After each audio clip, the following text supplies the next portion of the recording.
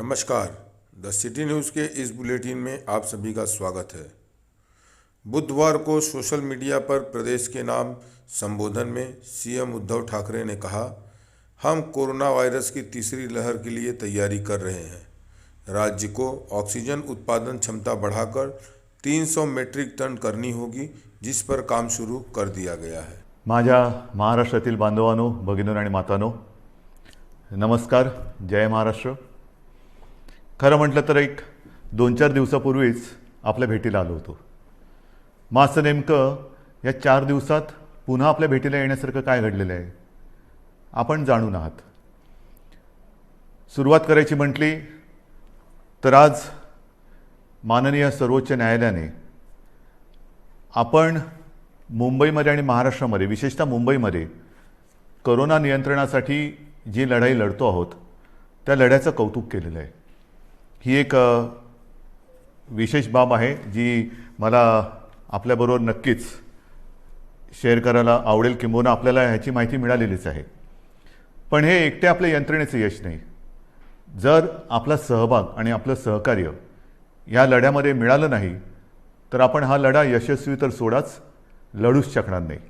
म्हणून पहिल्या प्रथम मी आपल्या सर्वांना धन्यवाद देतोय की आपण अत्यंत संयमाने, जिद्दीने आणि शिस्तीने ह्या लढाईमध्ये शासनाला आणि महापालिकेला, मुंबई महापालिकेला मदत करत आहात। दुसरा विषय आहे, त्याच्यावरती मी बोलणारच आहे, पण आपल्या भेटीला आलोच आहे तर कोरोनाच्या बाबतीत थोडीशी माहिती देणं हे मला आवश्यक वाटतंच।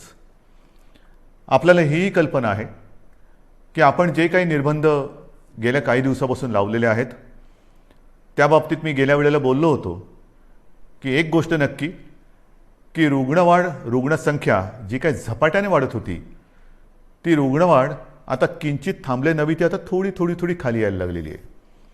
आता खरं आपण एका धोक्याच्या वळणावरती उभे आहोत। कदाचित आपल्याला असं वाटेल की आता ही लढाई आपण जिंकतो आहोत। नाही, अजिबात नाही। अजूनही एवढा गाफीलपणा आपल्याला परवडणारा नाही आहे। हां, ही गोष्ट खरी आहे की महाराष्ट्रामधल्या काही जिल्ह्यांमध्ये रुग्णवाढ थोडीशी उतरायला लागलेली आहे, पण त्याचबरोबरीने काही जिल्ह्यांमध्ये रुग्णवाढ थोडीशी व्हायला लागलेली आहे। ही नाही म्हटलं तरी त्या जिल्ह्यांसाठी ही एक धोक्याची घंटा आहे। इतर देशामध्ये काय चाललेलं आहे ह्या बातम्या आपण वाचता आहात।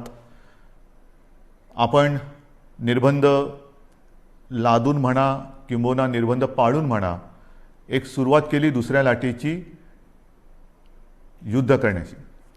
आता इतर राज्य लॉकडाऊन करतायत, काही प्रमाणामध्ये आपल्यासारखेच निर्बंध टाकतायत। ही एक आता नाही म्हटलं तरी कोरोनाच्या लढाईतली आवश्यकता बनलेली आहे। आज मी आपल्याशी बोलताना हे एक दिलासादायक चित्र आपल्याला सांगत असतानाच आणखीन एक बातमी जी आलेली आहे की देशात, जे मी गेल्या वेळेला आपल्याला बोललो होतो आणि आपण त्याची तयारी गेल्या महिन्यापासून करतो आहोत, ते म्हणजे आता केंद्र सरकारच्या विज्ञानविषयक सल्लागारांनी एक इशारा दिलेला आहे की देशामध्ये तिसरी लाट येते आहे, सावध रहा। सावध रहा म्हणजे काय करायचं तर नवीन काही नाही आहे, त्याच गोष्टी आपण काय करतो आहोत, सावध काय राहतो आहोत। मला असं वाटतं की या नेमक्या काळामध्ये आपण काय करतो आहोत ह्याचं एक, ज्याला अपडेट म्हणावा तसं तुम्हाला देण्याची गरज आहे। आज आपल्याकडे साधारणतः म्हणजे 25 एप्रिलला आपल्याकडे राज्यात 6,98,000 म्हणजे जवळपास आपण 7 लाखाला पोहोचलो होतो, एवढे सक्रिय रुग्ण होते। आणि 4 मे म्हणजे काल आपल्या राज्यात 6,41,900 इथपर्यंत ही रुग्णवाढ आपण थोपवून ठेवून थोडीशी खाली आणलेली। ही नक्कीच दिलासादायक गोष्ट आहे। मात्र जे मी तुम्हाला सांगितलं की रुग्णसंख्या काही जिल्ह्यात घटत असली तरी काही जिल्ह्यात मात्र थोडीशी वाढ होते आहे, त्याच्यावरती आपण लक्ष ठेवून आहोत। आपल्याकडे जी आरोग्य व्यवस्था आहे त्या आरोग्य व्यवस्थेमध्ये आपण नक्कीच वाढ करत चाललेलो आहोत। आपण जवळपास आता आयसोलेशन बेड्स हे 4.5 लाखापर्यंत नेलेले आहेत। जवळपास 1 लाख ऑक्सिजन बेड्स आहेत, 30,000च्या आसपास ICU बेड्स आहेत आणि 12,000च्या आसपास आपल्याकडे व्हेंटिलेटर्स आहेत। थोडक्यात सांगण्याचा मुद्दा काय की ही वाढ आपण करतो आहोत, जिथे जिथे आवश्यकता असेल तिथे आपण ह्या वाढीला म्हणजे वाढीला नाही, रुग्णवाढ थोपवायला आरोग्य सुविधा वाढीसाठी मंजुरी दिलेली आहे. अगदी न थांबता जिथे जिथे जे जे करणं गरजेचं आहे ते करा असे स्पष्ट निर्देश मी प्रशासनाला दिलेले आहेत. लसीकरणाच्या बाबतीत तीही कल्पना मी आपल्याला दिलेली आहे की साधारणतः 18 ते 44 ह्या वयोगटातील 6 कोटी नागरिकांना आपल्याला लसीकरण करायचं आहे. ती जबाबदारी केंद्राने आपल्यावरती टाकलेली आहे, ती आपण समर्थपणाने घेतलेली आहे. मागे जे बोललो तेच पुन्हा सांगतो की 6 कोटी जनतेला 2 डोस म्हणजे 12 कोटी डोस एक रकमी एका चेकने घेण्याची आपली तयारी आहे. जसजसा लस पुरवठा होईल तसतसा आपण हा आपला लसीकरणाचा वेग जो 5 लाख एका दिवसात आपण करून दाखवलेला आहे तो अगदी 10 लाखापर्यंत पण नेण्याची आपली क्षमता आहे. त्याहूनही अधिक आपण नेऊ शकतो एवढी तयारी आपली झालेली आहे. लसीकरण मी केंद्रावरती आरोप करत नाही, परंतु केंद्राची सुद्धा अडचण आहेच. कारण ज्या प्रमाणामध्ये लसीचं उत्पादन हे आता हळूहळू वाढतंय त्या प्रमाणामध्ये लसीचा पुरवठा आपल्याला होतो आहे. म्हणून तूर्त आपली क्षमता आणि मर्यादा ह्या दोन टोकाच्या गोष्टी झालेल्या आहेत. जसजसा लस पुरवठा वाढेल तसतसं हे लसीकरण सुद्धा आपण वाढवू. मग त्याच्यानंतर ऑक्सिजनच्या बाबतीत सुद्धा मी सांगितलं की साधारणतः रोज 1200 मेट्रिक टन ऑक्सिजन आपण दर दिवशी आपल्या राज्यामध्ये उत्पादित करतो. आज हा जो वापर आहे तो 1700 मेट्रिक टनच्या आसपास झालेला आहे. एवढा रोजचा आपल्याला ऑक्सिजन आज लागतोय. किंबहुना कालच आपण पाहिलं असाल की आपण केंद्राला आणखीन एक पत्र दिले आणि आम्हाला 200 मेट्रिक टन अधिक ऑक्सिजन पाहिजे ही मागणी आपण त्यांच्याकडे नोंदवलेली आहे. 1200 मेट्रिक टन हा आपल्या राज्यात उत्पादित होणारा ऑक्सिजन आणि त्याच्यावरचा 500 मेट्रिक टन ऑक्सिजन आहे तो केंद्र सरकार आपल्याला इथून तिथून राज्यातून बाहेरच्या राज्यातून नेण्यासाठी किंवा देण्यासाठी त्यांनी आपल्याला एक परवानगी दिलेली किंवा मंजुरी दिलेली आहे. हे झालं आजचं चित्र. पण तिसऱ्या लाटेसाठी तयार राहा हे जे काय आता आपल्या केंद्राचे देशाचे वैज्ञानिक सल्लागार बोलत आहेत, आपण याची तयारी सुरू केलेली आहे. मी गेल्या काही दिवसांमध्ये प्रशासनाला याही सूचना दिलेल्या आहेत की महाराष्ट्र जो आज 1200 मेट्रिक टन ऑक्सिजन रोजचा निर्मिती करतो आहे, ही निर्मिती आपल्याला किमान 3000 मेट्रिक टनापर्यंत न्यायची. किमान म्हणजे 1200च्या पुढे जवळपास 1800 मेट्रिक टन अधिक ऑक्सिजन आपल्याला येत्या काही दिवसात उत्पादन केलाच पाहिजे हा आपला आग्रह आणि आपला कटाक्ष आहे. आणि सुरुवात झालेली आहे. मग वेगवेगळ्या प्रकारचे प्लांट्स आहेत, PSA असतील, आणखीन काही असतील. आता आपण 300 PSA मी मागे सांगितलं तुम्हाला प्लांट उभारणीसाठी मंजुरी दिलेली आहे. येत्या काही दिवसामध्ये त्याचीसुद्धा सुरुवात होईल आणि काही ताबडतोबीने सुरू होतील. जसजसा प्लांट लावायला म्हणजे त्याच्या बांधकाम असेल आणखीन काही असेल त्याला जसा वेळ लागतो तेवढा वेळ लागेल आणि लवकरात लवकर ऑक्सिजन मिशन ऑक्सिजन हे त्याला मी नावच दिलेलं आहे, मिशन ऑक्सिजन. येत्या काही दिवसात महाराष्ट्र हा ऑक्सिजनच्या बाबतीत स्वयंपूर्ण झालाच पाहिजे ही आपली अटकळ नव्हे, हे आपलं कर्तव्य आहे आणि त्या दृष्टीने आपण हालचाल हे करतो आहोत. आणखीन एक गोष्ट हे आता तुम्हाला थोडंसं सांगणं मला गरजेचं आहे. रेमडेसिवीरच्या बाबतीत मी तुम्हाला सांगितलेलं आहे हळूवारपणाने केंद्र आपल्याला जो कोटा त्यांनी दिलेला आहे त्याच्यात हळूवार वाढ होते आहे. अजूनही पूर्ण जेवढी आवश्यकता आहे तिथपर्यंत आपण पोचलेलो नाही, पण हळूवारपणाने त्याच्यात थोडी प्रगती होते आहे. आणि रेमडेसिवीरचा पुरवठा हा आवश्यकतेनुसार आपण प्रत्येक जिल्ह्याला करतो आहोत. काही जणांची तक्रार आहे की आमच्याकडे एवढे रुग्ण असताना आमच्याकडे एवढेच इंजेक्शन्स येतात. ही तक्रार आहे, जरूर आहे. पण त्यासाठी आपण आणखीन एक गोष्ट सुरू केलेली आहे. एक काल परवापासून मी जो आपला टास्क फोर्स आहे त्या टास्क फोर्सला आपल्या जसं मुंबई आहे, पुणे आहे, ठाणा आहे, मग कुठे भंडारा असेल, नागपूर असेल, सोलापूर असेल, ह्या तिथल्या जिल्ह्यातील आणि तिथल्या शहरातील जे आपले फॅमिली डॉक्टर्स आपण ज्याला म्हणतो, जो कुटुंबाचा डॉक्टर, त्यांना सगळ्यांना झूम कॉलवरती एकत्रित करून मार्गदर्शन करायला आपण सुरुवात केलेली आहे.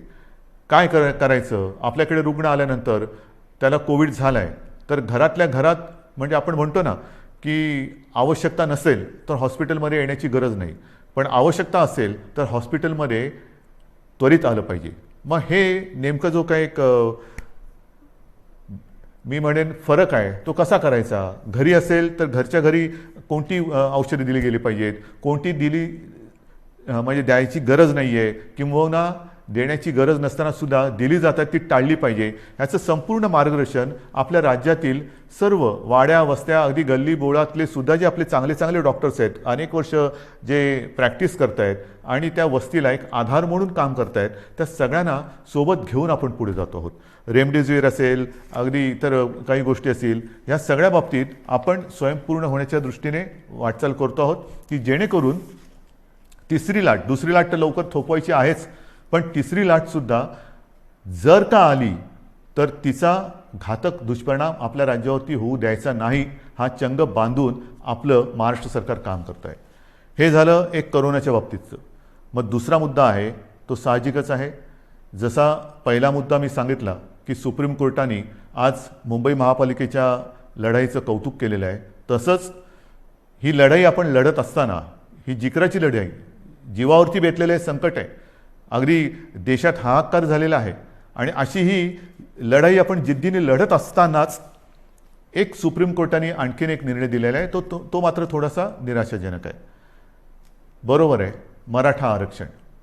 मराठा आरक्षणाची ही लढाई आपण न्यायालयाच्या माध्यमातून न्यायालयाकडे आपण न्यायाच्यासाठी न्यायालयात लढत होतो. आपल्याला सर्वांना कल्पना आहे की काही वर्षांपूर्वी आपल्या विधिमंडळामध्ये सर्व पक्षांनी, म्हणजे तेव्हा तर शिवसेना आणि भारतीय जनता पक्षाची युतीच सत्तेमध्ये होती, आणि विरोधी पक्ष म्हणजे जे आज आपले सहकारी आहेत काँग्रेस आणि राष्ट्रवादी, ह्या राज्यातील प्रमुख 4 पक्षांनी आणि इतर सर्वांनी एकमुखी एकमताने मराठा समाजाला आरक्षण देण्याचा कायदा पास केला. तो मंजूर केला, मग त्याला आव्हान दिलं गेलं. उच्च न्यायालयामध्ये आपण ही लढाई जिंकलो, त्याला आव्हान दिलं गेलं, मग सर्वोच्च न्यायालयात ही लढाई गेली, सर्वोच्च न्यायालयात ही लढाई आपण लढलो, आणि दुर्दैवाने आज हा निराशाजनक निकाल ह्या अगदी लढाईच्या ऐन भरामध्ये आलेला आहे. नेमकं काय झालं? जे काही एक ढोबळमानाने निकाल आलेला आहे, कारण आता निकालपत्र ते आत्ता हाती आलेलं आहे, त्याच्यावरती आणखीन डिटेलमध्ये काम सुरू आहे, त्याचा अभ्यास सुरू आहे, पण सर्वानुमते एकमुखाने घेतलेला हा निर्णय सुप्रीम कोर्टाने त्याच्या विरोधात निकाल दिलेला आहे. मग असं कोणीतरी म्हणालं की आम्ही जे उच्च न्यायालयात जिंकलो ते सुप्रीम कोर्टात तुम्ही हरलात, तुम्हाला लढताच आलं नाही. नाही, असं अजिबात नाही आहे. ज्या वकिलांनी आपल्याला उच्च न्यायालयामध्ये विजय प्राप्त करून दिला, बाजू मांडली, यशस्वीपणाने मांडली, तेच वकील त्याच्यात कुठेही बदल न करता किंवा त्यांच्यात अधिक काही वकिलांची आपण त्यांना मदत देऊन ही लढाई आपण अत्यंत योग्यपणाने, समर्थपणाने सर्वांचं मत एकत्र घेत घेत घेत आपण ही लढलो आहे. पदरी निराशा आलेली आहे, पण निराश झालो किंबहुना निराश झाला तर तो महाराष्ट्र कसला. मी खास करून मराठा समाजाला एक वेगळ्या दृष्टीने धन्यवाद देतो आहे की त्यांनी फार समंजसपणाने हा निर्णय जो आहे हा ऐकलेला आहे. कुठेही थैथयाट केला नाही, आदळआपट केली नाही. त्याच्याबद्दल मी तमाम माझ्या मराठा समाजातील माता भगिनींना, बांधवांना हात जोडून धन्यवाद देतो आहे. आणि त्यांच्या नेत्यांनी सुद्धा, मी विशेष उल्लेख करेन, छत्रपती संभाजीराजे यांनी सुद्धा अत्यंत समंजस्याने आपली प्रतिक्रिया दिलेली आहे. हे दिवस लढाईचे नाही आहेत, निदान आपल्या तरी नाही आहेत, कारण सरकार आणि आपली भूमिका एक आहे. जर सरकार ह्या निर्णयाच्या म्हणजे आरक्षणाच्या विरोधात असतं तर लढाई मी समजू शकत असतो, पण सरकार आपल्यासाठी लढतंय, आपली बाजू मजबूतीने सुप्रीम कोर्टात मांडते किंवा ती मांडली, आणि तरीसुद्धा हा एक निराशाजनक निर्णय आल्यानंतर मला असं वाटतं अजूनही लढाई संपलेली नाही आहे. कारण लढाई केव्हा संपते? सगळं काही अंधार पसरतो तेव्हा. आज माननीय सर्वोच्च न्यायालयाने आपल्याला हा निकाल देत असताना म्हणजे त्यांनी सांगितलं की हा तुमचा अधिकारच नाही आहे. जे एक कमिशन, गायकवाड कमिशन आपण नेमलं होतं, त्याच्या शिफारसीसुद्धा त्यांनी सांगितलं की त्यासुद्धा त्यांनी बाजूला ठेवलेल्या आहेत. मग काय करायचं नेमकं? आता काय करणार तुम्ही म्हणता ही लढाई संपलेली नाही. मग सर्वोच्च न्यायालयाने निकाल दिल्यानंतर सुद्धा पुढे काय? आता पुढे आहे सर्वोच्च न्यायालयाने निकाल देताना मला असं वाटतं पुढचा मार्ग दाखवलेला आहे की कुठे न्याय मिळेल आपल्याला, हे सर्वोच्च न्यायालयाने दाखवलेलं आहे. कारण सर्वोच्च न्यायालयाने सांगितलं की आरक्षण देणं, मग बाकीचे किचकटपणात मी जात नाही आहे. अशोकरावांनी अत्यंत व्यवस्थितपणाने दुपारी पत्रकार परिषद घेऊन एक व्यवस्थित बाजू मांडलेली आहे, कारण त्यांनी या विषयावरती गाढा अभ्यास केलेला आहे.